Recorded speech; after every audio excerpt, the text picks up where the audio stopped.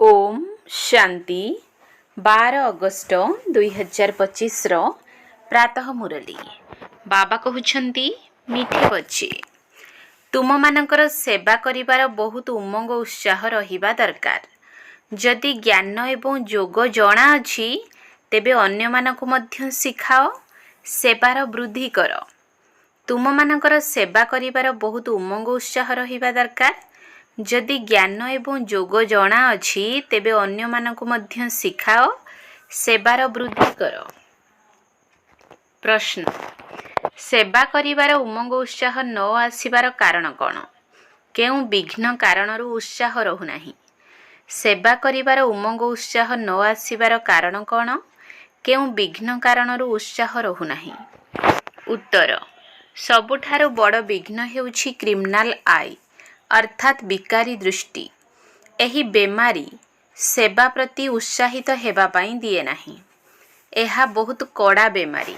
जदि क्रिमिनाल दृष्टि थंडा होई नथिबो, गृहस्थ व्यवहार रे दुईटी जाक चक ठीक भावरे चालू नथिबो, तेबे गृहस्थी एक बोझ भली अनुभव हेबो, जहा द्वारा हालुका होई सेबारे उमंग उत्साह रखि परिबो नाही।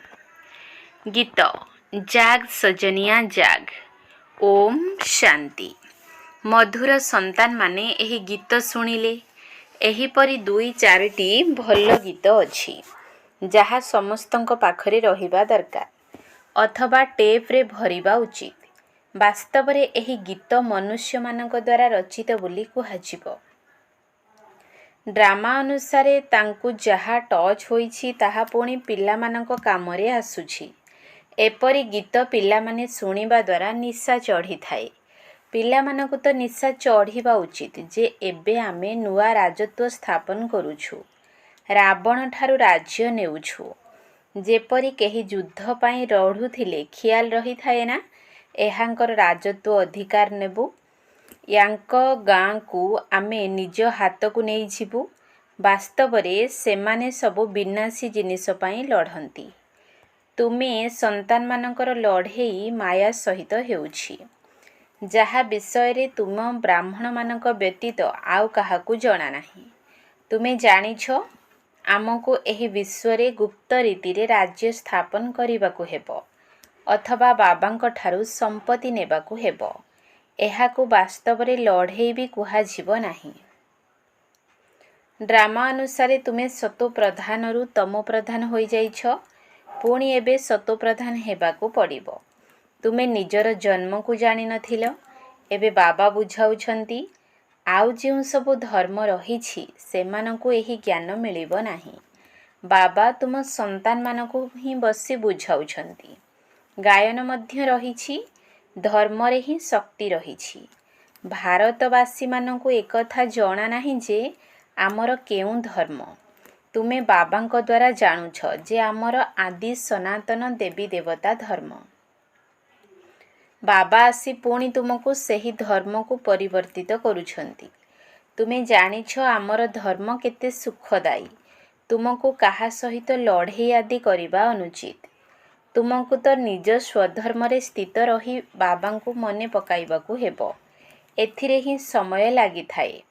एपरि नुहे जे केवल कहिदेले स्वधर्म रे स्थित होई जिवो। भितरे एही स्मृति रहिबा उचित, मु आत्मा हेउछि शांत स्वरूप। मु आत्मा एबे तमो प्रधान पतित होई जाइछि। मु आत्मा शांति धाम रे थिबा समय रे पवित्र थिली, परे पाठ करी तमो प्रधान होई जाइछि। एबे पुणी पवित्र होई घर को फेरिबाकू हेबो। बाबांक ठारू संपत्ति नेबा पाई निजको आत्मा निश्चय करी बाबांकू मने पकाइबाकू हेबो। तुमको निशा चढ़ीबा दरकार जे आमे हेउछु ईश्वरंकर संतान। बाबांकू मने पकाइले ही विकर्म विनाश हेबो। केते सहज कथा। बाबांकू मने पकाइबा द्वारा आमे पवित्र होई पुणी शांति धाम को चली जिबु। दुनियार लोक माने एही शांति धाम सुख धाम को भी जानि नाहंती। एकथा कौनसी शास्त्र रे नाही। ज्ञान सागरंकर एकमात्र गीता शास्त्र ही रहिछि, जेउथिरे केवल नाम बदलाई देइछंती। समस्तंकर सद्गति दाता ज्ञानर सागर सेही परमपिता परमात्मा को कुहा जाउछि। ଆଉ କାହାକୁ ଜ୍ଞାନବାନ କୁହାଯାଇ ପାରିବ ନାହିଁ। ଯେବେ ସେ ଆସି ଜ୍ଞାନ ଦେବେ ତେବେ ତୁମେ ଜ୍ଞାନବାନ ହୋଇପାରିବ। ଏବେ ସମସ୍ତେ ହେଉଛନ୍ତି ଭକ୍ତିବାନ, ତୁମେ ମଧ୍ୟ ଥିଲ, ଏବେ ପୁଣି ଜ୍ଞାନବାନ ହେଉଛ। କ୍ରମାନ୍ୱୟରେ ପୁରୁଷାର୍ଥ ଅନୁସାରେ କାହା କାହା ପାଖରେ ଜ୍ଞାନ ଅଛି, ପୁଣି କାହା ପାଖରେ ନାହିଁ। ତେବେ ତାଙ୍କୁ କ'ଣ କୁହାଯିବ? ସେହି ହିସାବରେ ଉଚ୍ଚ ପଦ ପାଇପାରିବେ ନାହିଁ। ବାବା ସେବା ପାଇଁ କେତେ ଉତ୍ସାହିତ କରୁଛନ୍ତି। ପିଲାମାନଙ୍କ ପାଖରେ ଏବେ ସେହି ଶକ୍ତି ଆସିନାହିଁ ଯେ କାହାକୁ ଭଲ ଭାବରେ ବୁଝାଇ ପାରିବେ। ଏହିଭଳି ପ୍ରକାରର ଯୁକ୍ତି ରଚନା କର।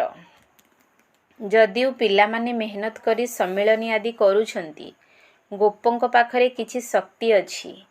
ତାଙ୍କର ଖିଆଲ ରହୁଛି ଯେ ସଂଗଠନ ହେଉ ଯାହାଦ୍ୱାରା କିଛି ଯୁକ୍ତି ରଚନା ହୋଇପାରିବ। ସେବାର ବୃଦ୍ଧି କିପରି ହେବ, ଏଥିପାଇଁ ପ୍ରୟାସ କରୁଛନ୍ତି। ଯଦିଓ ନାମ ରହିଛି ଶକ୍ତି ସେନା, ପରନ୍ତୁ ପଢ଼ା ଲେଖା ନୁହନ୍ତି। କେହି ପୁଣି ଅପାଠୁଆ ମଧ୍ୟ ଦୁନିଆର ପାଠୁଆଙ୍କୁ ଭଲ ପଢ଼ାଉଛନ୍ତି। ବାବା ବୁଝାଉଛନ୍ତି ବିକାରୀ ଦୃଷ୍ଟି ବହୁତ କ୍ଷତି କରିଥାଏ। ଏହି ବେମାରୀ ବହୁତ କଡ଼ା, ସେଥିପାଇଁ ଆଗ୍ରହ ହେଉନାହାନ୍ତି। ତେଣୁ ବାବା ପଚାରୁଛନ୍ତି, ତୁମେ ଯୁଗଳ ଅର୍ଥାତ୍ ଦୁଇ ଚକ ଠିକ୍ ଭାବେ ଚାଲୁଛ? ସେପଟେ କେତେ ବଡ଼ ବଡ଼ ସେନା ରହିଛନ୍ତି। ସ୍ତ୍ରୀଙ୍କର ଦଳ ମଧ୍ୟ ରହିଛି। ଲେଖା ପଢ଼ି କରିଛନ୍ତି, ତାଙ୍କୁ ସାହାଯ୍ୟ ମଧ୍ୟ ମିଳୁଛି। ତୁମେ ତ ହେଉଛ ଗୁପ୍ତ। କେହି ବି ଜାଣିନାହାନ୍ତି ଯେ ଏହି ବ୍ରହ୍ମା କୁମାର କୁମାରୀମାନେ କ'ଣ କରୁଛନ୍ତି। ତୁମମାନଙ୍କ ମଧ୍ୟରେ କ୍ରମ ଅନୁସାରେ ରହିଛନ୍ତି। ଗୃହସ୍ଥ ବ୍ୟବହାରର ବୋଝ ମୁଣ୍ଡ ଉପରେ ରହିବା କାରଣରୁ ନଇଁ ପଡ଼ିଛନ୍ତି। ବ୍ରହ୍ମା କୁମାର କୁମାରୀ ନିଜକୁ କହୁଛନ୍ତି, କିନ୍ତୁ ବିକାରୀ ଦୃଷ୍ଟି ଥଣ୍ଡା ହେଉନାହିଁ। ଏକା ଭଳି ଦୁଇଟି ଚକ ଚାଲିବା ଏହା ବହୁତ ମୁସ୍କିଲ। ବାବା ସନ୍ତାନମାନଙ୍କୁ ସେବା ବଢ଼ାଇବା ପାଇଁ ବୁଝାଉଛନ୍ତି। କେହି ଧନବାନ ଥିଲେ ମଧ୍ୟ ଆଗ୍ରହ ରଖୁନାହାନ୍ତି। ଧନର କ୍ଷୁଧାର୍ତ ଅଛନ୍ତି। ପିଲା ଯଦି ନ ହେଲା ତେବେ ପୋଷ୍ୟ ସନ୍ତାନ ଗ୍ରହଣ କରିଥାନ୍ତି। ଆଗ୍ରହ ରହୁନାହିଁ। ବାବା ମୁଁ ବସିଛି, ମୁଁ ବଡ଼ ଘର ନେଇ ଦେଉଛି। ବାବାଙ୍କର ଦୃଷ୍ଟି ବିଶେଷ ଭାବେ ଦିଲ୍ଲୀ ଉପରେ ରହିଛି, କାହିଁକିନା ଦିଲ୍ଲୀ ହେଉଛି ରାଜଧାନୀ, ମୁଖ୍ୟାଳୟ। ବାବା କହୁଛନ୍ତି ଦିଲ୍ଲୀରେ ବିଶେଷ ସେବା କର। କାହାକୁ ବୁଝାଇବା ପାଇଁ ଅଫିସ ଭିତରକୁ ପଶିଯିବା ଦରକାର। ଗାୟନ ମଧ୍ୟ ରହିଛି ଯେ ପାଣ୍ଡବମାନଙ୍କୁ କୌରବଙ୍କ ଠାରୁ 3 ପାଦ ଭୂମି ମଧ୍ୟ ମିଳିନଥିଲା। ଏହି କୌରବ ଅକ୍ଷର ତ ଗୀତାରୁ ଆସିଛି। ଭଗବାନ ଆସି ରାଜଯୋଗ ଶିଖାଇଥିଲେ। ତାର ନାମ ଗୀତା ରଖାଯାଇଛି, କିନ୍ତୁ ଗୀତାର ଭଗବାନଙ୍କୁ ଭୁଲି ଯାଇଛନ୍ତି। ସେଥିପାଇଁ ବାବା ଘଡ଼ି ଘଡ଼ି କହୁଛନ୍ତି ମୁଖ୍ୟ ଏହି ବିଷୟରେ ଆଲୋଚନା ଆବଶ୍ୟକ। ଆଗରୁ ବାବା କହୁଥିଲେ ବନାରସର ବିଦ୍ୱାନ ମଣ୍ଡଳୀମାନଙ୍କୁ ବୁଝାଅ। ବାବା ଯୁକ୍ତି ତ ବତାଉଛନ୍ତି, ଭଲ ଭାବରେ ଚେଷ୍ଟା କରିବା ଉଚିତ। ବାବା ବାରମ୍ବାର ବୁଝାଉଛନ୍ତି, ଦିଲ୍ଲୀରେ ଭଲ ଭାବେ ଯୁକ୍ତି ରଚନା କରି ସେବା କର। ସଂଗଠନରେ ମଧ୍ୟ ଏହି ସମ୍ବନ୍ଧରେ ବିଚାର କର। ମୂଳ କଥା ହେଉଛି ବଡ଼ ମେଳା ଆଦି ଦିଲ୍ଲୀରେ କିପରି କରିହେବ। ଲୋକମାନେ ତ ଦିଲ୍ଲୀରେ ବହୁତ ହରତାଳ ଆଦି କରୁଛନ୍ତି। ତୁମେ ତ ଏପରି କୌଣସି କାମ କରୁନାହଁ। ତୁମକୁ ତ ଲଢ଼େଇ ଝଗଡ଼ା କରିବାର କିଛି କଥା ନାହିଁ। ତୁମେ ତ କେବଳ ସୁପ୍ତ ଆତ୍ମାକୁ ଜାଗ୍ରତ କରୁଛ। ଦିଲ୍ଲୀବାସୀଙ୍କୁ ହିଁ ମେହନତ କରିବାକୁ ହେବ। ତୁମେ ଜାଣିଛ ଯେ ଆମେ ବ୍ରହ୍ମାଣ୍ଡର ମଧ୍ୟ ମାଲିକ, ପୁଣି କଳ୍ପପୂର୍ବ ସଦୃଶ ସୃଷ୍ଟିର ମଧ୍ୟ ମାଲିକ ହେବୁ। ଏହି କଥାରେ ପୂର୍ଣ୍ଣ ବିଶ୍ୱାସ ରଖ। ଏହି ନିଶ୍ଚୟ ପକ୍କା ଅଟେ। ବିଶ୍ୱର ମାଲିକ ହେବାକୁ ହିଁ ପଡ଼ିବ। ଏବେ ତୁମକୁ ରାଜଧାନୀରେ 3 ପାଦ ଭୂମି ଦରକାର। ଯେପରି ଜ୍ଞାନର ଗୋଳା ଛଡ଼ାଯାଇପାରିବ, ନିଶା ରହିବା ଦରକାର। ବଡ଼ଙ୍କର ଆୱାଜ ଦରକାର ନା। ଏ ସମୟରେ ସାରା ଭାରତ ହେଉଛି ଗରିବ। ଗରିବମାନଙ୍କର ସେବା କରିବା ପାଇଁ ହିଁ ବାବା ଆସୁଛନ୍ତି। ଦିଲ୍ଲୀରେ ତ ବହୁତ ଭଲ ସେବା ହେବା ଦରକାର। ବାବା ଇଙ୍ଗିତ କରୁଛନ୍ତି। ଦିଲ୍ଲୀବାସୀ ଭାବୁଛନ୍ତି ଯେ ବାବା ଆମର ଧ୍ୟାନ ଆକର୍ଷିତ କରୁଛନ୍ତି। ପରସ୍ପର ମଧ୍ୟରେ କ୍ଷୀରଖଣ୍ଡ ହୋଇ ସ୍ନେହରେ ଚଳିବା ଦରକାର। ପାଣ୍ଡବମାନେ ନିଜର କିଲ୍ଲା ପ୍ରସ୍ତୁତ କରନ୍ତୁ। ଦିଲ୍ଲୀରେ ହିଁ କରିବାକୁ ପଡ଼ିବ। ଏଥିରେ ଭଲ ବୁଦ୍ଧିମାନ ହେବା ଆବଶ୍ୟକ। ଏହା ଦ୍ୱାରା ବହୁତ କିଛି କରିପାରିବ। ସେମାନେ ତ ବହୁତ ଗାନ କରୁଛନ୍ତି ଯେ ଭାରତ ଆମର ଦେଶ, ଆମେ ଏପରି କରିବୁ, କିନ୍ତୁ ନିଜ ପାଖରେ କିଛି ବି ଦମ୍ ନାହିଁ। ବିଦେଶୀମାନଙ୍କ ସାହାଯ୍ୟ ବିନା ଉନ୍ନତି କରିପାରିବେ ନାହିଁ। ତୁମକୁ ତ ଅବିନାଶୀ ବାବାଙ୍କ ଠାରୁ ବହୁତ ସାହାଯ୍ୟ ମିଳୁଛି। ଏତେ ସାହାଯ୍ୟ ଅନ୍ୟ କେହି ଦେଇପାରିବେ ନାହିଁ। ଏବେ ଜଲ୍ଦି କିଲା କରିବାକୁ ହେବ। ତୁମମାନଙ୍କୁ ବାବା ବିଶ୍ୱର ବାଦଶାହୀ ଦେଉଥିବାରୁ ବହୁତ ଆଗ୍ରହ ରହିବା ଦରକାର। ପରଦର୍ଶନ ପରଚିନ୍ତନରେ ବହୁତଙ୍କର ବୁଦ୍ଧି ଅଟକି ରହୁଛି। ମାତାମାନଙ୍କ ଉପରେ ବନ୍ଧନର ବିପଦ ରହିଛି। ପୁରୁଷମାନଙ୍କ ଉପରେ କୌଣସି ବନ୍ଧନ ନାହିଁ। ମାତାମାନଙ୍କୁ ଅବଳା କୁହାଯାଏ। ପୁରୁଷମାନେ ବଳବାନ ଥାନ୍ତି। ପୁରୁଷ ବିବାହ କଲେ ତାଙ୍କୁ ଉତ୍ସାହିତ କରି କୁହାଯାଏ, ତୁମେ ହିଁ ଗୁରୁ, ଈଶ୍ୱର, ସବୁକିଛି ଅଟ। ସ୍ତ୍ରୀ ତ ଯେପରି ଲାଙ୍ଗୁଡ଼ ସଦୃଶ୍ୟ, ପଛରେ ଯିଏ ଲଟକି ଥାନ୍ତି, ବାସ୍ତବରେ ସେ ଲାଙ୍ଗୁଡ଼ ହୋଇ ଝୁଲିକି ରହିଥାନ୍ତି। ପତିଠାରେ ମୋହ, ପିଲାଙ୍କଠାରେ ମୋହ ଥାଏ। ପୁରୁଷମାନଙ୍କର ଏତେ ମୋହ ରହିନଥାଏ। ତାଙ୍କର ତ ଗୋଟିଏ ଜୋତା ଗଲା, ତେବେ ଦ୍ୱିତୀୟ ତୃତୀୟ ଆଣିଥାନ୍ତି। ଅଭ୍ୟାସ ହୋଇଯାଇଛି। ବାବା ତ ବୁଝାଉଛନ୍ତି, ଏହିଭଳି କଥା ସବୁ ଖବରକାଗଜରେ ବାହାର କର। ପିଲାମାନଙ୍କୁ ବାବାଙ୍କର ପ୍ରତ୍ୟକ୍ଷତା କରିବାକୁ ହେବ। ଏସବୁ ବୁଝାଇବା ତୁମର କାମ। ବାବାଙ୍କ ସହିତ ତ ଦାଦା ମଧ୍ୟ ଅଛନ୍ତି। ତେଣୁ ବାବା ସବୁ ସ୍ଥାନକୁ ଯାଇପାରିବେ ନାହିଁ। କହିବେ, ଶିବ ବାବା, ଏକଥା କୁହ, ଆମ ଉପରେ ଏହି ବିପଦ ଆସିଛି, ଏହି କଥାରେ ଆପଣ ରାୟ ଦିଅନ୍ତୁ। ଏହିପରି କଥା ସବୁ ପଚାରିବାକୁ ଲାଗିବେ। ବାବା ତ ଆସିଛନ୍ତି ପତିତଙ୍କୁ ପବିତ୍ର କରିବା ପାଇଁ। ବାବା କହୁଛନ୍ତି, ତୁମକୁ ସବୁ ଜ୍ଞାନ ମିଳୁଛି, ଚେଷ୍ଟା କରି ପରସ୍ପର ମିଶି ରାୟ କର।